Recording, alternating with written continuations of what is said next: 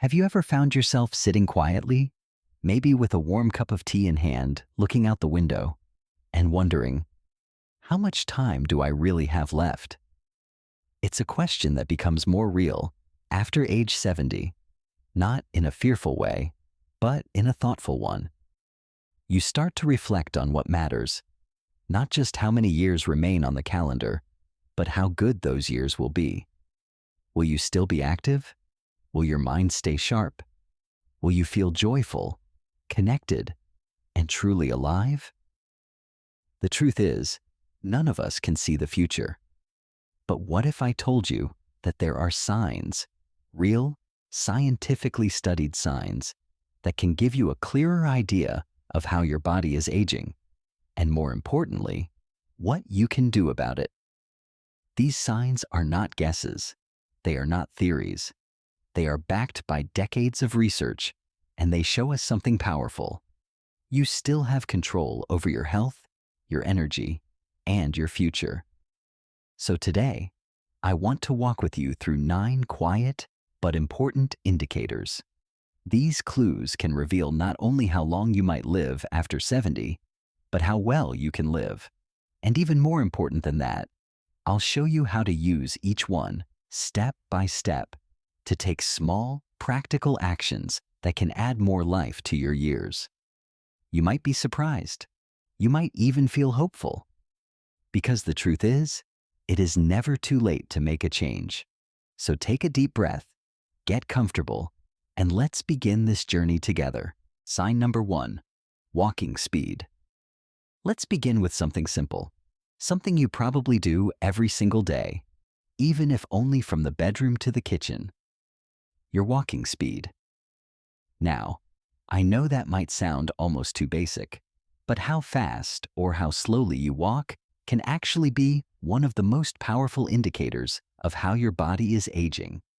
Scientists at the University of Pittsburgh studied more than 34,000 older adults. What they found was truly eye-opening. People who walked just a little faster, around 2.5 feet per second, were significantly more likely to live longer over the next 10 years.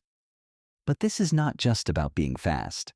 It is about what walking speed says about your heart, your lungs, your muscles, and even your brain. Walking uses your entire body. When your body moves smoothly and confidently, it is often a sign that everything under the surface is working well. Let me paint a picture.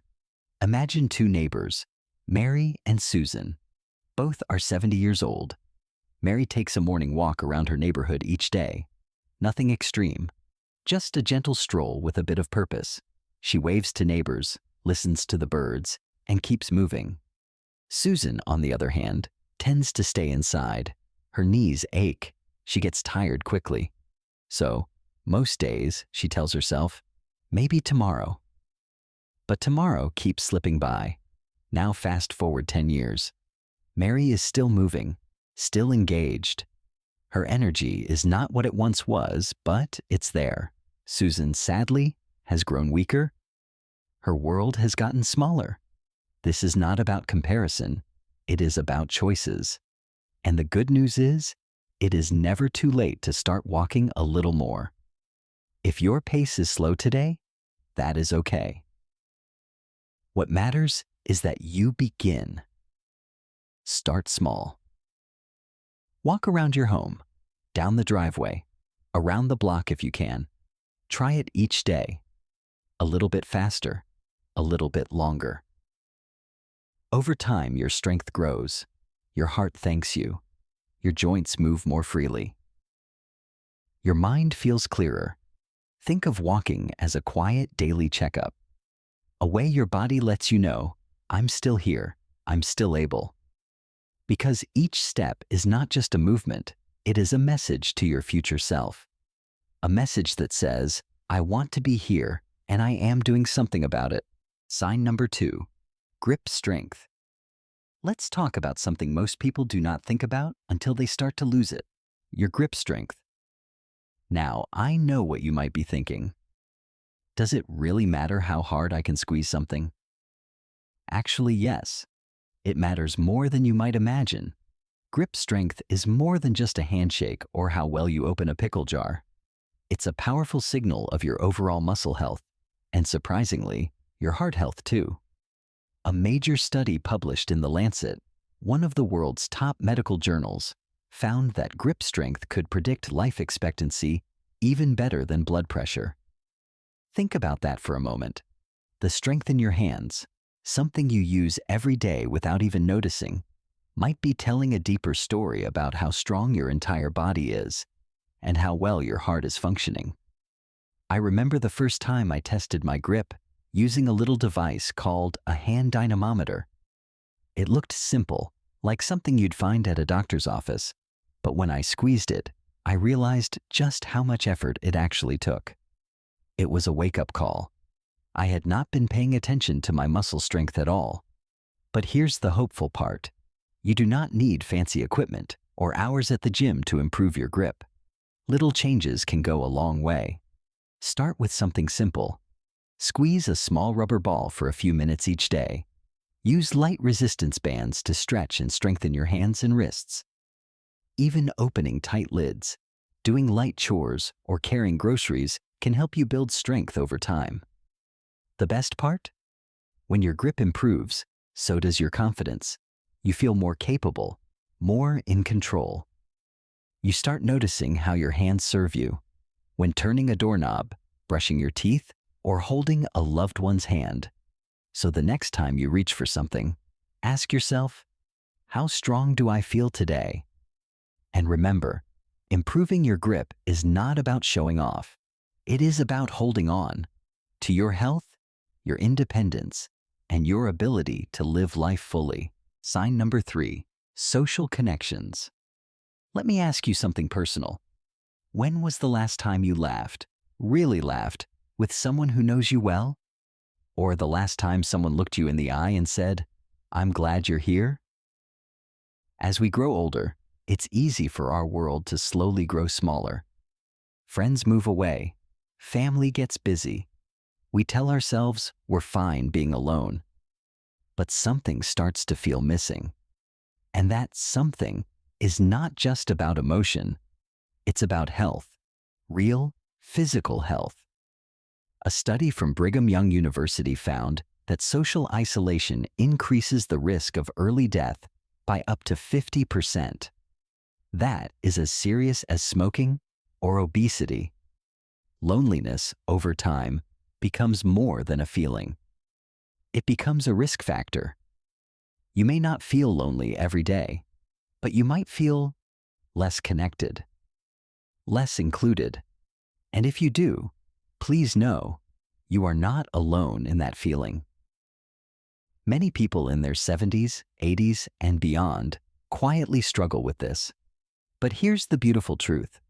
Connection is something you can rebuild even now. Even if it's been a while. Start small. Call a grandchild. Write a letter to a friend. Say hello to your neighbor. You don't have to be the life of the party. You just have to show up. You could also join a local group, a walking club, a church circle, or even a class at the library. And if that feels too big, just invite one person to have coffee. That's enough. I started volunteering at a community kitchen a while back. Not because I had to, but because I wanted to feel useful again. And something amazing happened. I made new friends. I laughed more. I felt part of something. You might be surprised by how good it feels to simply belong again. Social connection keeps your mind sharp. It lowers stress. It even protects your immune system. But more than anything, it reminds you that you still matter, that your presence has meaning, that your voice is still worth hearing. So today, if you're feeling a little distant, take just one step back towards someone. That step might lead to a longer, fuller, and more joyful life than you ever expected. Sign number 4, sleep quality. Let's talk about something we all need, but many of us struggle with as we age. Sleep. Not just any sleep. Restorative, peaceful, healing sleep. Because, as it turns out, how well you sleep may affect how long you live. The National Sleep Foundation has shown that people over 70 who get between 7 and 8 hours of good quality sleep each night are significantly less likely to suffer from chronic illness, cognitive decline, and even depression. But as we get older, sleep doesn't always come easy. Maybe your mind starts racing at night. Maybe you wake up too early. Or maybe your body just feels restless. I used to believe, if I can function on 5 hours, I'll be fine. But over time, I started noticing the difference. I felt foggy, irritable. I even had more aches and pains. Then I realized, sleep is not optional. It's essential. It's when the brain clears toxins, the body repairs tissues, and the heart slows down to heal. So how do you improve your sleep? Start by building a simple bedtime routine. Try dimming the lights an hour before bed. Put down the phone. Maybe read a book or listen to soft music. Herbal tea helps. Also, be consistent. Go to bed and wake up at the same time every day, even on weekends. And if you snore heavily or wake up gasping, talk to your doctor. Conditions like sleep apnea are common, but treatable, and they make a huge difference in long-term health. Sleep is not a luxury. It is your body's repair shop, so honor it. When you sleep well, everything else, your mood, your memory, your strength, starts to fall into place. Sign number 5, waistline. Now let's talk about something many people try to ignore, your waistline. And no, I'm not talking about body image or fitting into old jeans. I'm talking about the real health risks that come with carrying too much weight around your middle. Studies from the Mayo Clinic show that a waist circumference greater than 40 inches for men and 35 inches for women is linked to higher risk of heart disease, diabetes, stroke, and even early death. Here's the thing. Your waistline tells the truth, even when the scale doesn't. You could have a normal weight, but if most of that weight sits around your belly, it could still be harming your health. But this is not about guilt. This is about awareness and small, steady changes. Start with food. Choose more fiber, oats, beans, leafy greens. Drink more water. Cut back on processed snacks and sugar-sweetened drinks. You don't need to give up everything. Just shift your choices little by little, and then move. Even short walks help. Stretching, light housework, chair yoga. The goal is not to lose weight fast. The goal is to feel lighter, stronger, more in control. Your waistline is not about appearance. It's about vitality, about reducing the pressure on your heart, lungs, and joints, about moving through life with more ease. So don't just measure it, listen to it. Your body is always speaking. Are you listening? Sign number 6, mental health. Now let's go deeper, inside the mind and heart, because how you feel emotionally has just as much impact on your longevity as any physical number. For a long time, I thought stress was just part of life. Worry about bills, family, health. But what I didn't realize was that chronic stress, anxiety, and depression slowly wear down the body too, raising inflammation, lowering immunity, and increasing the risk of serious illness. One of the longest studies ever done, conducted by Harvard University over 80 years, found that the people who lived the longest weren't the wealthiest or even the healthiest. They were the ones who maintained emotional stability, optimism, and meaningful relationships. In other words, a peaceful mind can lead to a longer life. So, what can you do? Start with presence. Breathe slowly. Feel the air come in and go out. Let yourself sit still without judging your thoughts. Try journaling, just a few sentences a day. It helps to clear the noise and name what you're feeling. Practice gratitude. Each night, write down one thing that brought you joy. A smile, a warm meal, a kind word. Gratitude changes the way your brain sees the world, And if you're struggling deeply, don't be afraid to talk to someone. Whether it's a therapist, a pastor, or a trusted friend, you do not have to carry it all alone. Your mind deserves care. Your emotions matter. And tending to your mental health is not a sign of weakness. It is one of the strongest, smartest investments you can make in your life. Sign number 7, balance and flexibility. Here's a question you may not have thought about lately. Can you stand on one foot for 10 seconds without holding on to anything? It might sound like a simple test, but it turns out your balance and flexibility are powerful indicators of your overall health and even your life expectancy. A study published in the British Journal of Sports Medicine found that adults over the age of 50 who could not balance on one leg for 10 seconds were nearly twice as likely to die in the following 10 years compared to those who could. But why does balance matter so much? Because it reflects coordination, strength, and how well your brain and body are working together. As we age, we naturally lose flexibility, and falls become more common. And falls, unfortunately, are one of the leading causes of injury-related death in older adults. But there is good news. You can improve your balance at any age. You don't need special equipment. Just start by standing near a sturdy chair or countertop. Lift one foot off the ground for a few seconds. Then switch sides. You can also try gentle stretching. Tai Chi, yoga, even slow marching in place helps. I remember the first time I tried to balance with my eyes closed. It was harder than I thought. But after a few weeks of practice, I felt steadier, more confident. And that confidence carries over into everyday life. Walking upstairs, stepping into the shower, even bending down to pick something up. Balance gives you freedom. Flexibility keeps you independent. So do not wait for a fall to remind you. Start now. Move gently, stretch daily, and remind your body. We're not done yet. Sign number 8, diet. Now let's look at something that touches every part of your health, what you eat. It is easy to think of food as just fuel. But the truth is, food is medicine. Every bite you take sends a message to your body, either to heal or to harm.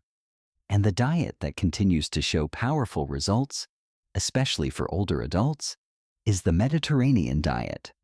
This way of eating is not about strict rules or counting calories. It's about real food, colorful vegetables, fruits, nuts, whole grains, fish, olive oil, and just a little red wine if you enjoy it. A major study published in the British Medical Journal found that people who followed a Mediterranean-style diet reduced their risk of death by 25%. That's not a trend. That's long-term health. But don't worry, you do not have to completely change your eating overnight. Start small. Add a handful of walnuts or almonds as a snack. Swap white bread for whole grain. Drizzle olive oil over steamed vegetables. Try grilled fish instead of fried meat once a week. One of my favorite changes? A simple bowl of fresh berries with plain yogurt. Delicious, nourishing, and incredibly good for your heart and brain. What you eat can sharpen your memory, protect your heart, reduce inflammation, and even improve your mood. So next time you look at your plate, ask yourself, is this bringing me life? Because food can do more than satisfy hunger. It can help you thrive. Sign number 9, purpose. Now we've come to the final sign. And in many ways, it may be the most powerful one of all.